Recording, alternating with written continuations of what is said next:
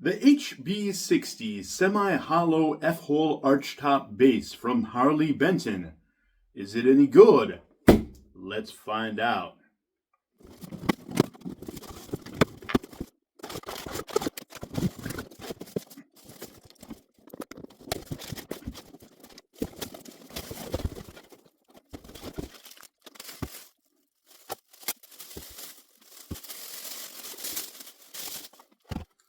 And now the moment of truth soon approaches.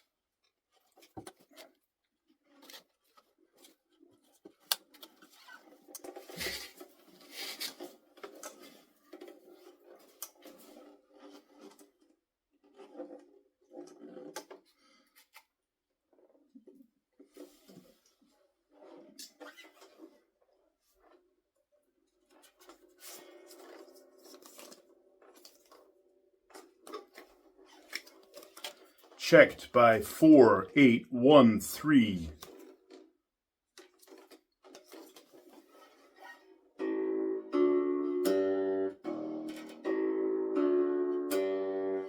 Almost in tune.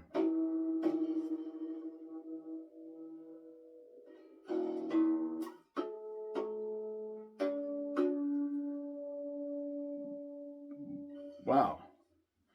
3/4 is pretty much perfect.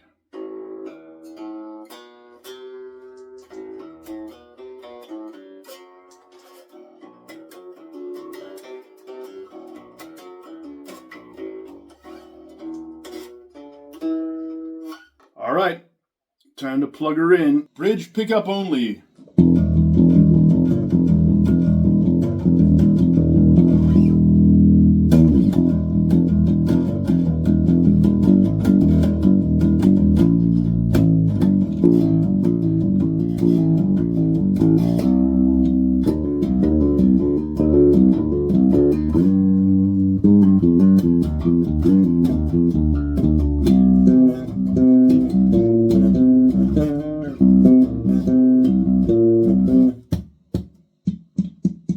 Microphonic.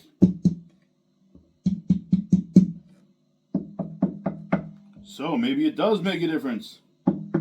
The semi-hollowness, after all.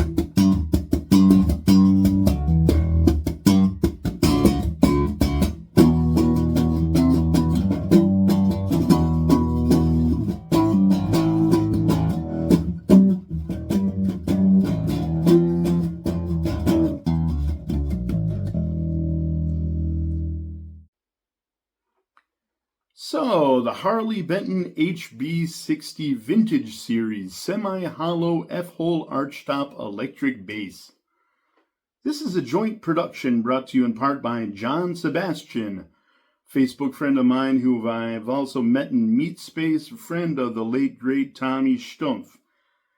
And he told me he was dead set on getting one of these, and we got to schnocking, and out of the graciousness of his heart, he sent it to me first so I could do one of these review videos, because he knows there's nothing I love better than unpacking a fresh Harley Benton and yakking about it onto YouTubes.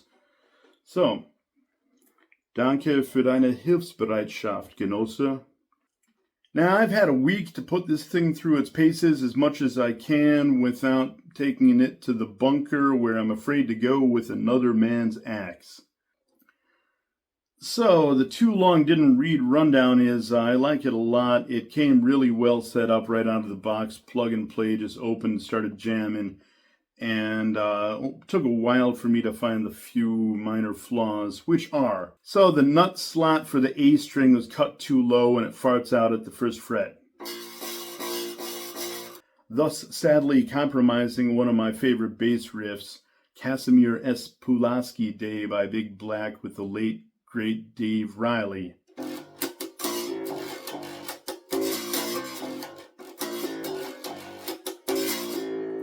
None of the other strings fart out though.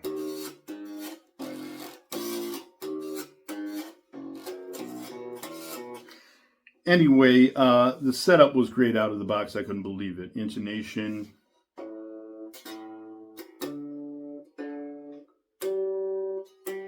On a bridge that looks really hard to intonate. Pretty impressive. A cursory inspection did not reveal any noticeable blemishes, but let's take a super detailed deep dive just to make sure.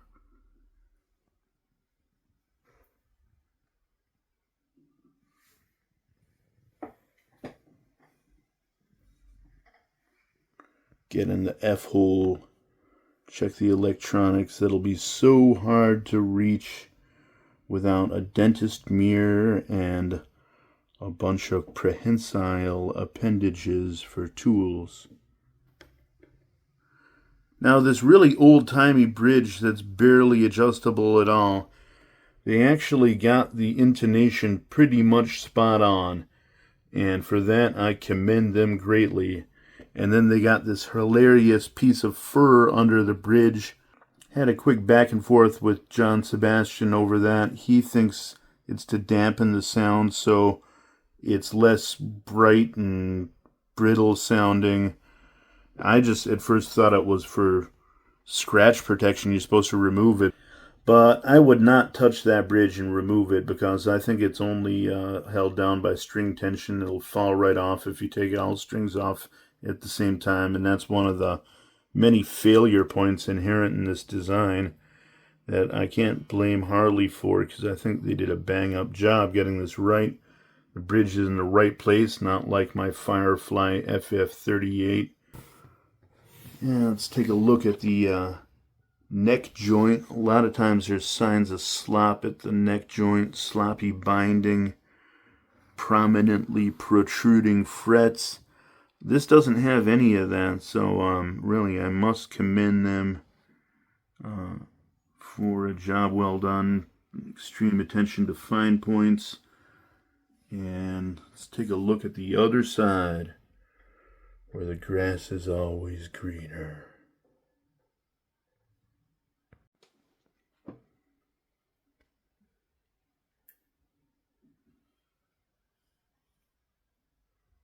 The F-hole of inappropriateness.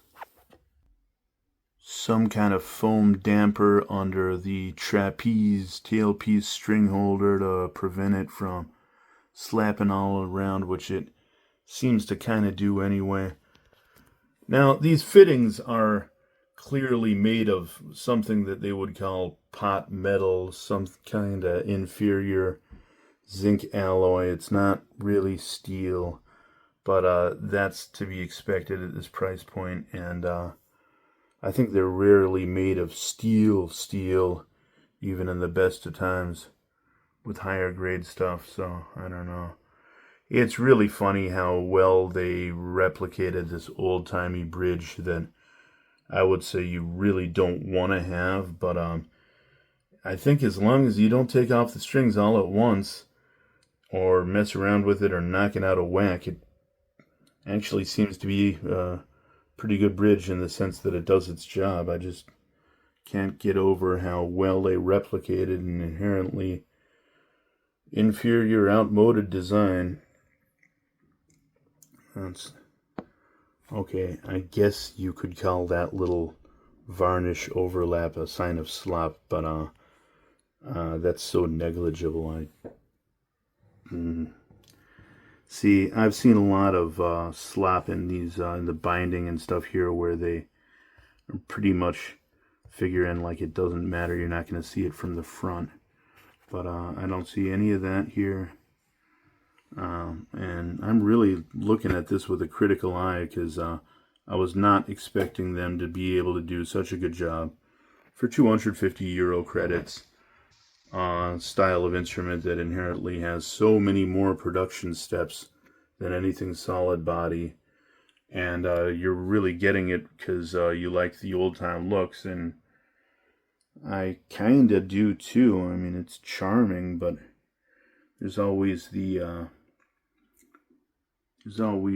appeal of that gimmick where you dress up in Beatles suits and 50s costumes and look all proper and stuff when you blast them with a bunch of alternative experimental noise rock in your suits and skinny ties with your F-hole Archtop old-timey instruments.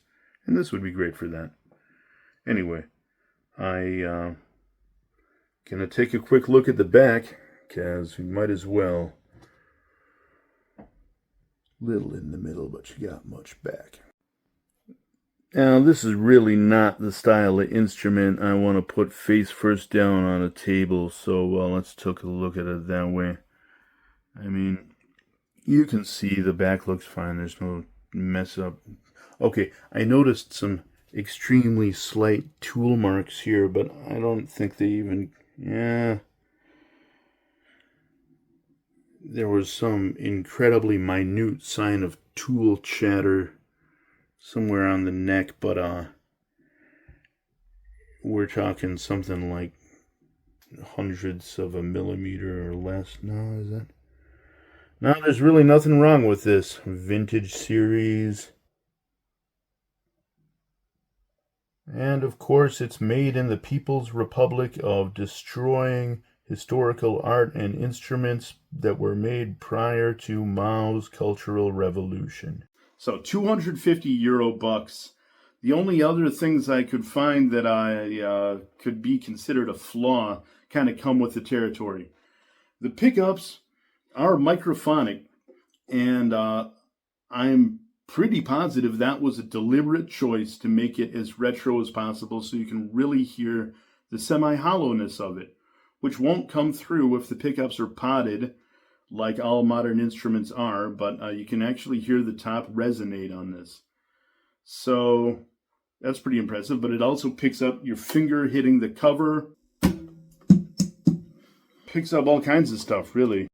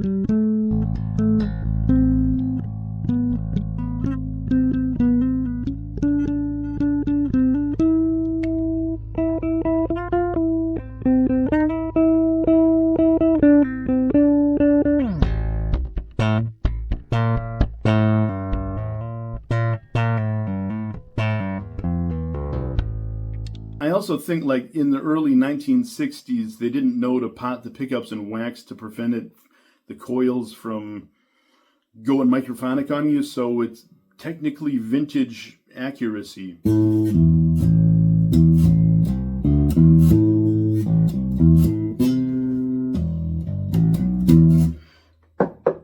Anyway, I'm pretty sure it was deliberate. I'm sure we can contact the designer of these pickups and find out. Should be just an email away, right? Now, the playability is excellent. I mean, this is a short scale, 30.5 inches, and I like it on these semi-hollow designs with the strap button on the back. It kind of puts it in a position where you can get all the way up and access to the top frets.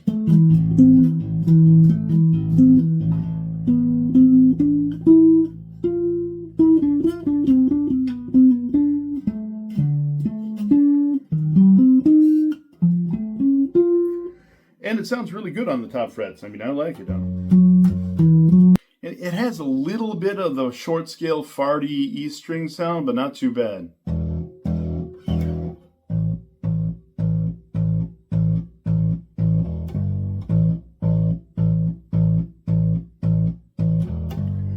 But you can hear things rattling coming through. The microphonicness of the pickguard, which is purely decorational, and that's where I'm going to go on the nerd rant about how fundamentally flawed the design is, which Harley Benton, to their credit, replicated very, very well. I mean, all of these fittings here, okay, they didn't use the greatest metal for this trapeze tailpiece. I mean, it's pretty standard for really budget guitars to be made of some kind of zinc alloy pot metal. And pot metal is notorious for succumbing to material fatigue and just going brittle and breaking under no apparent cause. So that's kind of what I'm leading up to here with the inherent unreliability of the design. Now, I like retro stuff, and back when I was a kid, had a chance to go to Elderly Instruments, a semi-legendary store in Lansing, Michigan, that lets you play everything, and they have all kinds of vintage stuff. And I was always playing F-hole Archtop things.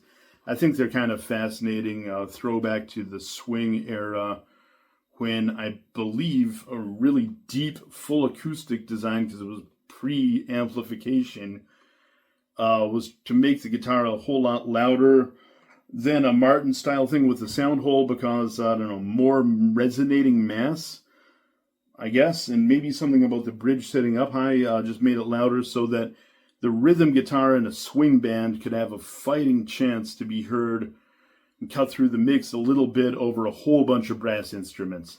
And I think that's where the whole F-hole Archtop thing came from, because it's iconic since the early days, way before rock and roll.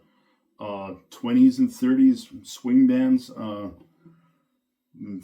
I guess, I don't know, but pre-amplification at any rate. And I've never had a chance to play a high-class F-hole Archtop full acoustic guitar, but I think they're in the like 3,000 range, the modern ones, and then the vintage ones are unobtainium. And obviously they didn't have bass guitars back in those days. I'm pretty sure this is a replica of a Gretsch G5442BDC.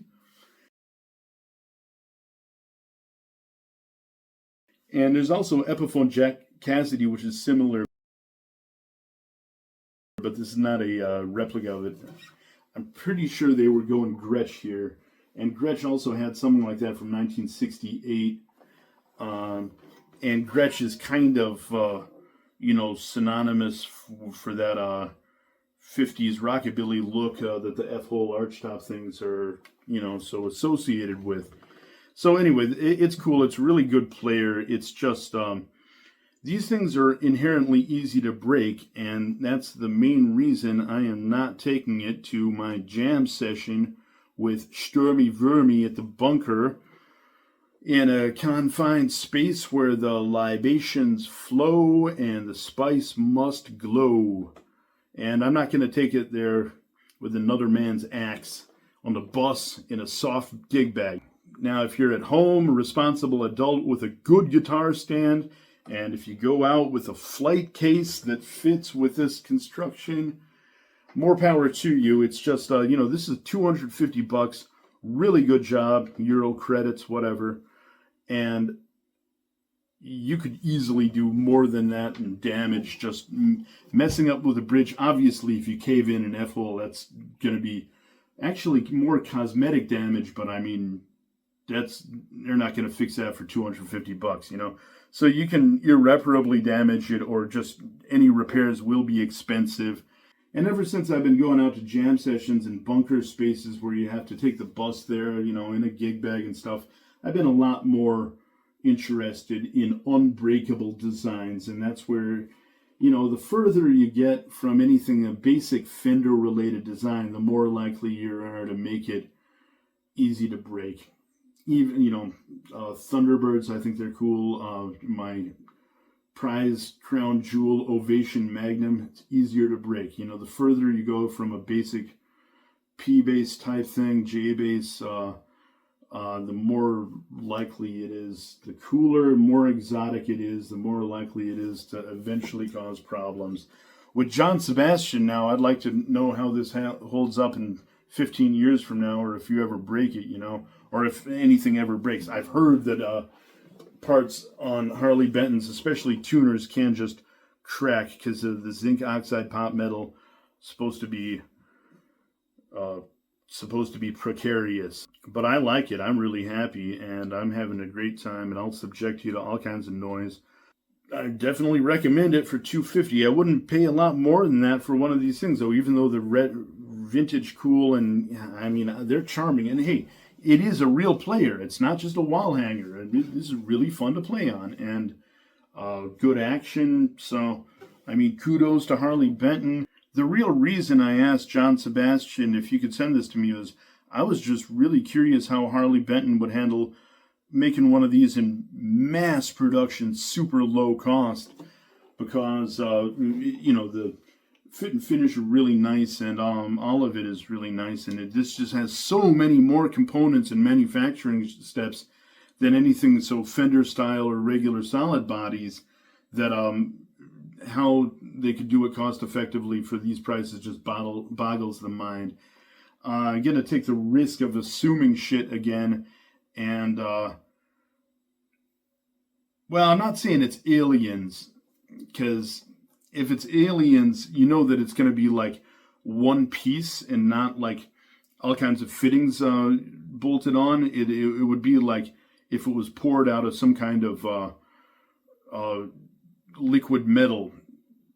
That's how you know it's made by aliens. But I'm guessing that Harley Benton must have the most advanced automation there is to reduce the number of manufacturing steps that require technicians and luthiers to, they must have some kind of machine that basically puts these all together, I mean, you got the wood down the center, and then the top goes on, and then doing the wiring, I imagine they must wire it before they put the top on, otherwise you'd need a dentist mirror and getting in. Maybe they got robot arms that do that, I don't know, but, maybe...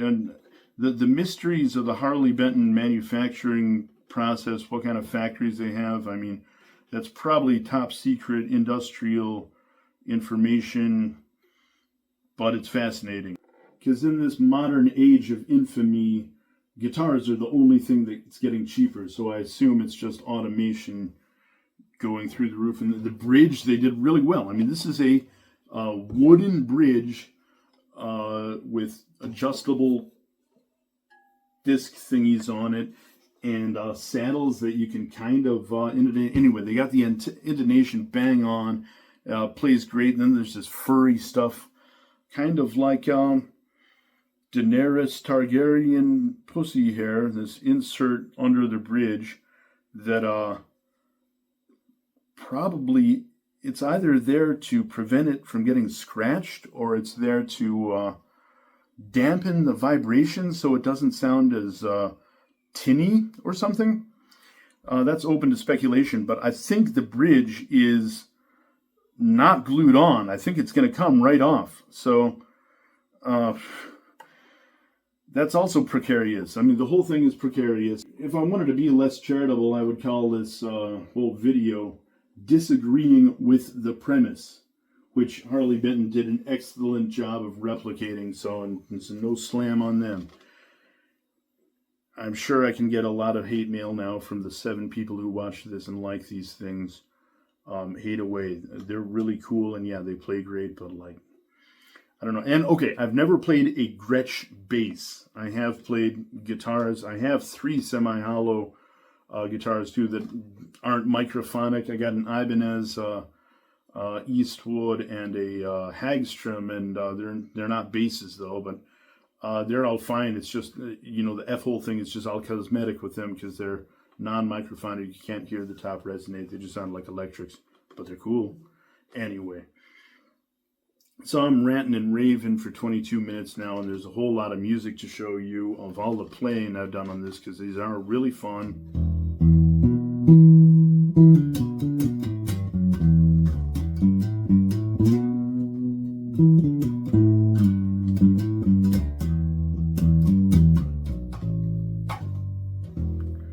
So if you made it this far, Lord have mercy on you, and may the gods truly watch over you. And here is your all-round carefree outro.